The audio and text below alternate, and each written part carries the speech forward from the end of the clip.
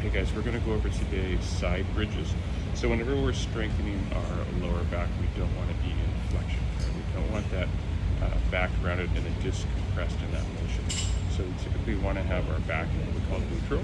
So in this position, we're going to be in a side bridge. We're going to put our hand flat on the ground, elbow directly over our shoulder. We don't want it flared out and cause shoulder problems. And then what I'm doing, I just have, basically if you start in this position, and then you just take that top foot and set it down, that's the position that you basically want to be in, yeah? So in this side position, you're here, and then the movement's real simple actually. It's just literally raising that hip up off the ground, okay? You don't want to have it so high up that you're arching in the opposite direction, just into a neutral position. And as that's happening, these muscles will automatically engage, okay? The only thing that you need to do when you're doing this is make sure you're breathing, okay?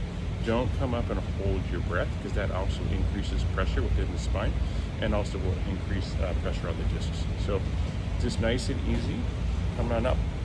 All these muscles right now on me are automatically engaged. You don't have to worry about concentrating or thinking about tightening them up. And then you just want to make sure you're breathing normally, okay? You're going to come down, you're going to hold for 5 to 10 second holds. And if you did 5 to 10 repetitions on both sides, that would be ideal. When you're doing this, there shouldn't be pain, right? So if you have pain in your shoulder, your hip, or your back, or what have you, another option is take that other hand, you can put that down, and that can be a little bit more support. And even if right now you can't lift your hip off the ground, you can just get some pressure off of there, right? Where it's that maybe now there's only 50% of my weight on that hip, then that's a great start. And then eventually, right, maybe you can only raise it an inch or two, and then just keep going, and eventually that hand's off of there, and you can do that, okay? So try that out. One set, 5 to 10 repetitions, 5 to 10 second holds.